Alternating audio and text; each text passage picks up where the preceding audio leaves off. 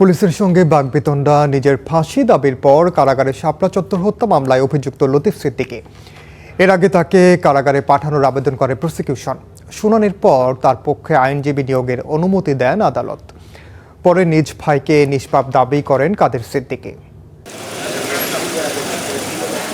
বৃহস্পতিবার দুপুরে সাবেক মন্ত্রী লতিফ সিদ্দিকীকে আন্তর্জাতিক অপরাধ ট্রাইব্যুনালে হাজির করে পুলিশ। এ সময় তার সঙ্গে ছিলেন ভাই কাদের সিদ্দিকী।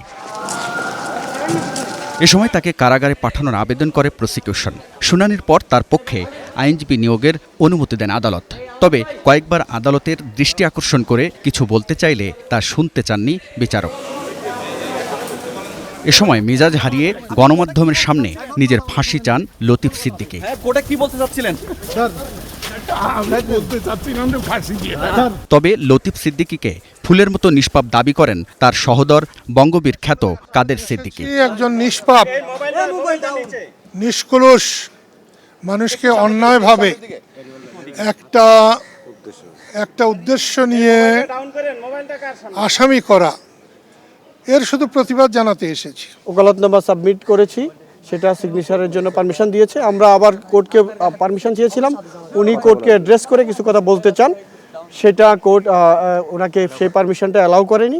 পরে এক ব্রিফিংয়ে আদালতে লতিফ সিদ্দিকীর সাথে পুলিশের বাগবিতণ্ডার বিষয়টি স্পষ্ট করে প্রসিকিউশন। পুলিশ তাদেরকে ধাক্কা দিয়েছে, এইটা আপনাদের কাছে শুনলাম। এই বিষয়টা আমি দেখব, দেখার পরে এই বিষয়ে মন্তব্য করব। তবে উনি কথা বলতে চেয়েছিলেন, ওনার লয়ার এটা অনারেবল ট্রাইব্যুনালকে অবহিত করেছিলেন। অনারেবল ট্রাইব্যুনাল বলেছেন যে আজকে কথা আমরা শুনতে পারছি না, আমরা সামনে যে নেক্সট ডেট আছে সেই ডেটে আপনার কথা শুনব। এর আগে বুধবার লতিফ সিদ্দিকীকে তার গুলশানের বাসভবন থেকে গ্রেপ্তার করে মহানগর গোয়েন্দা পুলিশ।